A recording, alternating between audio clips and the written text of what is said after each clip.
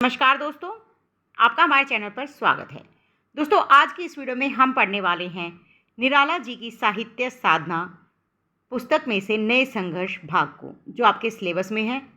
इसके लेखक हैं रामविलास शर्मा जी। इसका प्रकाशन हुआ था 1969 ईस्वी में।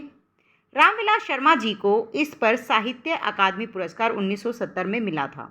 याद रखिए, इसका प्रकाशन वर्ष है 1969 ईस्वी और इस पर शर्मा जी को साहित्य अकादमी पुरस्कार 1970 में प्राप्त हुआ था। यह जीवनी 3 खंडों में लिखी गई है। पहले खंड में भूमिका है, दूसरे में साहित्यकार के व्यक्तित्व और कृतित्व को दिखाया गया है तथा तीसरे खंड में पत्रों का संग्रह है। निराला की साहित्य साधना का प्रथम खंड में निराला की जीवनी है। इसमें निराला का चरित्र चित्रांकन रामविलास जी ने बड़ी तन्मयता से किया है। निराला जी के जीवन क्रम को यथावत संजोने में उन्होंने अपनी औपन्यासिक प्रतिभा का परिचय दिया है। निराला जी के गृहस्थ, अगृहस्थ और उनके कठिन कोमल चरित्र को इसमें मर्मभेदी दृष्टि से दिखाया गया है। निराला जी का जीवन अनेक पड़ावों से होकर गुजरता है। जिस प्रकार निराला जी का जीवन जटिलता और अंतर्विरोध से भरा हुआ था, उसी प्रकार उनका साहित्य भी जटिलताओं से भरा है। निराला जी कानपुर में प्रभा दफ्तर जाते हैं। वहाँ वे बालकृष्ण शर्मा नवीन जी से मिलते हैं। नवीन जी की निराला जी के बारे में जो विचार थे, निराला जी का व्यक्तित्व उससे एकदम विपरीत था। नवीन जी जैसा सोचते थे कि निराला जी का व्यवहार, उनका व्यक्तित्व इस प्रकार का है, जब वे उनसे मिले तो एकदम उनका जो व्यवहार था, उनका जो व्यक्तित्व था, उससे विपरीत मिला। नवीन जी उनसे काफ़ी प्रभावित होते हैं। नवीन जी की रुचियाँ और निराला जी की रुचियाँ जो थी वो एक जैसी थी। प्रभा में एक बार निराला जी की कटु आलोचना हुई थी। इस आलोचना पर अब उन्हें पछतावा था और वे अपनी भूल को सुधारना चाहते थे। अब एक नए लेखक के माध्यम से वे निराला जी की छवि को सुधारना चाहते थे। मतलब पहले उन्होंने निराला जी की आलोचना की थी, लेकिन जब उन्हें उनके व्यक्तित्व के बारे में पता चला तो वे एक नया लेख लिखकर उनका जो छवि उन्होंने खराब की थी उसे सुधारना चाहते थे। परंतु निराला जी जो थे वो अपनी प्रशंसा में लेख छापने से मना कर देते हैं। वे कहते हैं कि आपसे मिलने का मेरा मकसद बस इतना था कि आप मुझे समझ सके कि मैं कैसा हूँ। इसके बाद वे वहाँ से चले जाते हैं और कलकत्ता पहुँच जाते हैं। वे मतवाला में लिखने नहीं जाते। पहले वे मतवाला में लिखते थे, परंतु अब उनसे थोड़ा सा मनमुटाव हो गया था, तो वे अब मतवाला में लिखने के लिए नहीं जाते। जब यह बात महादेव प्रसाद सेठ को पता लगी तो उन्हें बड़ी चिंता हुई। उन्होंने शिव पूजन सहाय जी को निराला जी को मनाने को कहा। मतवाला में काम करने वाले सभी लोग जो हैं उनसे मिलकर प्रयास करते हैं उन्हें मनाने का। निराला जी जो है उनके प्रयास से उन्हें मना नहीं कर पाते और वापस से मतवाला में काम करने लग जाते हैं। परंतु इस बार के कार्य और पहले के कार्य में बहुत अंतर था। इस बार वे अपने जीवन की कठिनाइयों और कटुता को कविता में व्यक्त कर पा रहे थे। उनकी कविताएं सभी के लिए समझना आसान नहीं था। वे विचारात्मक और गहन थी। काम करने की वजह से उनकी आर्थिक स्थिति में थोड़ा सुधार आया। इस बार उनकी कविता में जीवन का विषाद और निराशा थी। वे अपने जीवन सत्य को छिपाना नहीं चाहते थे। इसका मतलब यह नहीं था कि उनकी जीवन जीने की इच्छा खत्म हो गई थी। कुछ समय बाद मतवाला में काम करते करते उनका दुख कम हो गया। वे अपनी लेखन शैली बदलते हैं। उस समय अंग्रेज़ों को भय था कि हमारे खिलाफ विद्रोह न हो जाए। इसके लिए उन्होंने हिंदू मुसलमानों के बीच भेदभाव बढ़ाने की सोची।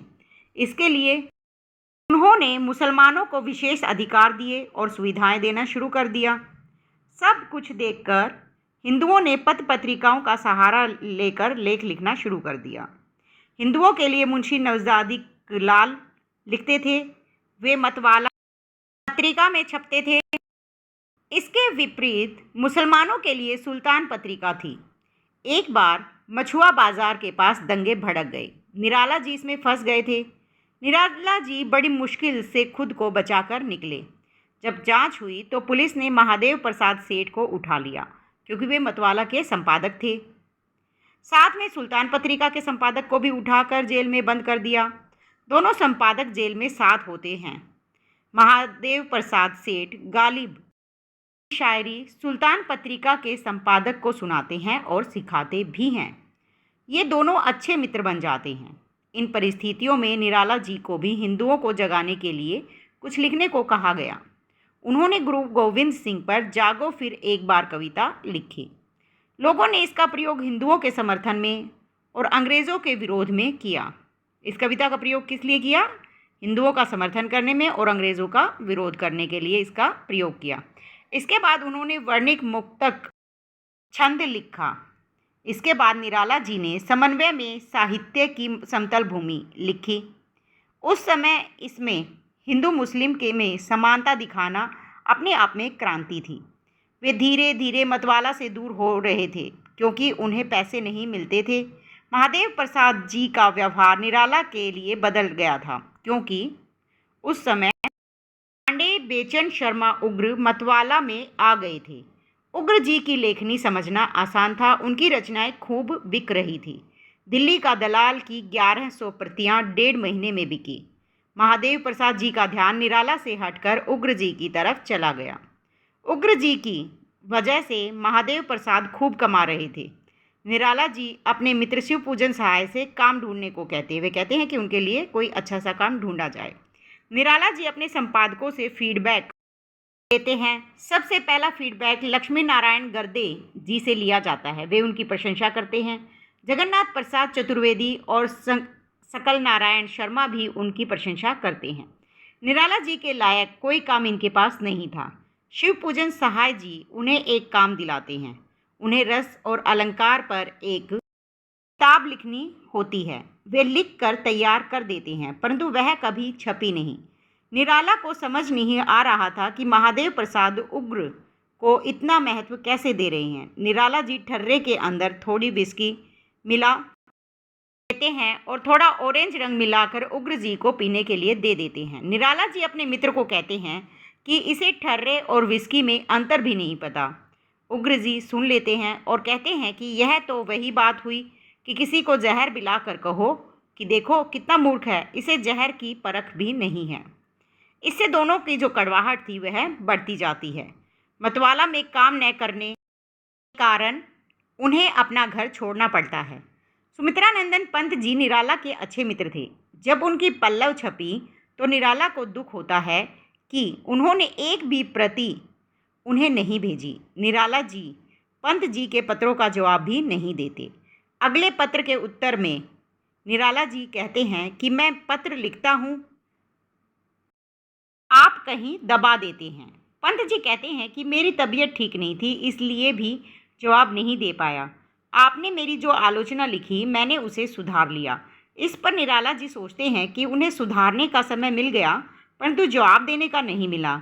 इसके बाद निराला जी उनको पत्र नहीं लिखते। शांतिप्रिय द्विवेदी जी की रचनाएं शांतिप्रिय द्विवेदी जी जो थे वो उनकी रचनाओं को इकट्ठी कर एक पुस्तक निकालना चाहते थे परंतु निराला जी कोई जवाब नहीं देते। राम नरेश त्रिपाठी को वे अपनी कुछ कविताएं दे देते हैं। मुंशी नवजादिक लाल ने निराला जी की मुलाकात निहाल चंद से करवाई। उन्होंने निराला जी को रविंद्रनाथ टैगोर पर एक आलोचनात्मक पुस्तक लिखने को कहा। निराला जी ने काफ़ी मेहनत कर पुस्तक तैयार की। पुस्तक के पैसे भी साथ के साथ ख़त्म हो जाते हैं। इसके बाद निराला जी को गंभीर बीमारी हो जाती है और वे काशी चले जाते हैं। इस बात की जानकारी जब विनोद शंकर व्यास जी को होती है तो वे निराला जी को जयशंकर प्रसाद जी के पास ले जाते हैं। विनोद शंकर व्यास निराला जी को अपने घर ले जाते हैं। एक बार निराला जी व्यास जी की शराब पी लेते हैं। व्यास जी को गुस्सा आता है। निराला जी उनका घर छोड़कर वापस चले जाते हैं। इससे उनके मित्र नाराज हो जाते हैं। निराला जी अपने संघर्ष में अकेले ही रहते हैं। यहाँ पर ये समाप्त हो जाता है। तो दोस्तों वीडियो अच्छी लगी तो लाइक शेयर जरूर कीजिएगा। यदि आप हमारे चैनल पर नए हैं तो चैनल को सब्सक्राइब कीजिए, बेल आइकन प्रेस कर लीजिए ताकि अगली वीडियो का नोटिफिकेशन आप तक पहुँच सके। धन्यवाद।